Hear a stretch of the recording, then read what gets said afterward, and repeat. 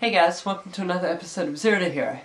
Before I start, I'd like to say that I'll be taking these episodes more seriously from now on, hence the change of location. I will also be investing in a new camera and be spending a lot more time editing the episodes. So let's get down to it, shall we? So, today's topic is mobile or venue DJing. So let's start with mobile DJing, shall we?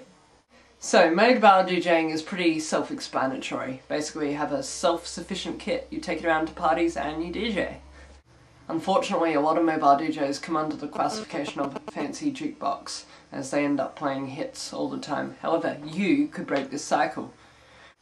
For instance, you could try mixing your own music at gigs. Now, a lot of people say, oh, my gig's 5 hours long, and no one's really going to be able to mix for 5 hours straight. So, what you could do, for instance, is play hits for a few hours, then mix, have a little break by playing some more hits, mix again, and then finish off the party with more hits. That way everyone will be happy, and if you ever feel you're not mixing that well, you can just go back into hits if you want to. I mean, even big bands don't play for 5 hours straight. I mean, a genuine concert only goes for 1.5 to 2 hours. Now, a lot of you are probably thinking, how much do I charge? Well, honestly, in my opinion, I do not give a crap about money. I just do it for fun. I don't really care. However, if you do it for free, you're going to get a lot of people who won't take you seriously, so it is good to charge a little bit.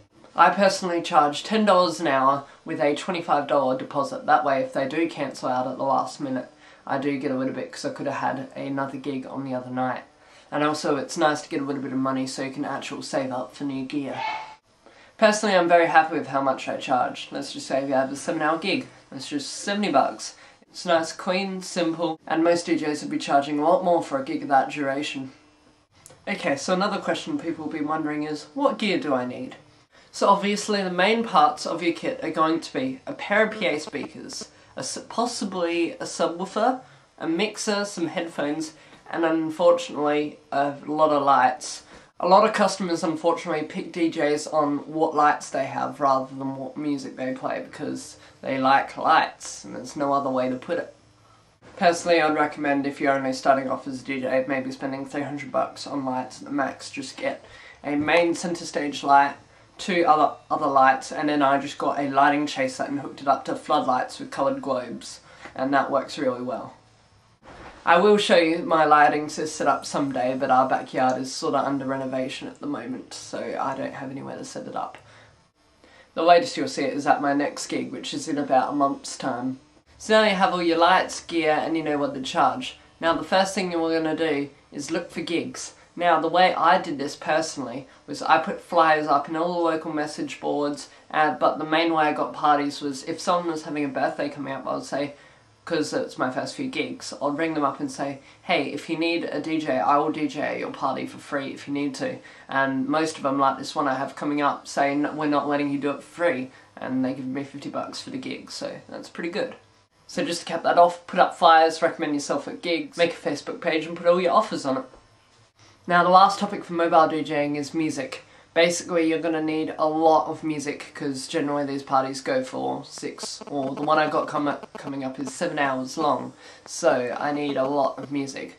So basically what I've done is I've brought lots of hit CDs, Ministry of Sounds, I've got Music of Friends, basically get everything you can get your hands on, put it in an iTunes, basically then just sit through for a day, sort out your playlist, sort out what you want to play, and then what I did was once I got all the songs I wanted to play, I sent an email saying what songs, and I just explained the playlist could actually change in the night depending on the mood of the crowd. So yeah, that caps it off for mobile DJing. Our next topic will be venue DJing. Unfortunately, I am not currently a venue DJ, although I am planning to get into it in the future. So what I'm saying here, I'm going off the internet, and please correct me in the comment section below if I'm wrong. The venue will generally already have all your sound and lighting needs. However, most of the time you are still going to need 2 CD DJs and a mixer. Or possibly a controller, depending on your style.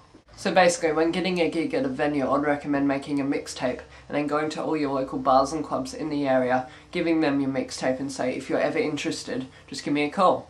That way, if you do it in enough places, you're bound to get a call back. However, generally, I assume getting a gig at a venue is a lot harder than getting a gig as a mobile DJ, as to it's depending on someone's income and they're not going to want to hire someone who they don't think is going to be able to sell many drinks. So at venues generally you're not going to be able to play hits, or you'll have to mix your own stuff. However, generally your sessions don't go for that long, maybe an hour or possibly longer, I'm not sure. But still, that's 1 hour of bloody hard work. Obviously, I recommend once you've got the okay that you can play, just practice, practice, practice. Make sure you are perfect at it, or almost perfect if you're only a newbie. Because if you do one gig possibly, they're going to want to hire you back, as what I assume venue DJs, although the gigs are harder to get, once you've got in there, you're more likely to get hired back. Which is one of the benefits it has over mobile DJing, as someone will only have a 16th birthday party once. They might hire you back for a gig in a year, but at their 17th birthday party, but it's still a year later. Whereas venue DJing might get you back maybe once a week. So that basically caps it off for venue DJing, as that's all I pretty well know about the subject. If you have any questions, leave them in the comment section below and I will try to answer them to the best of my ability. Also, if you have a free minute, sign up to the AUS DJ forum by clicking on the big logo here. Basically, it's a great forum full of fantastic people who are always willing to help. I'm on there too, along with a lot of other very highly recognised great DJs.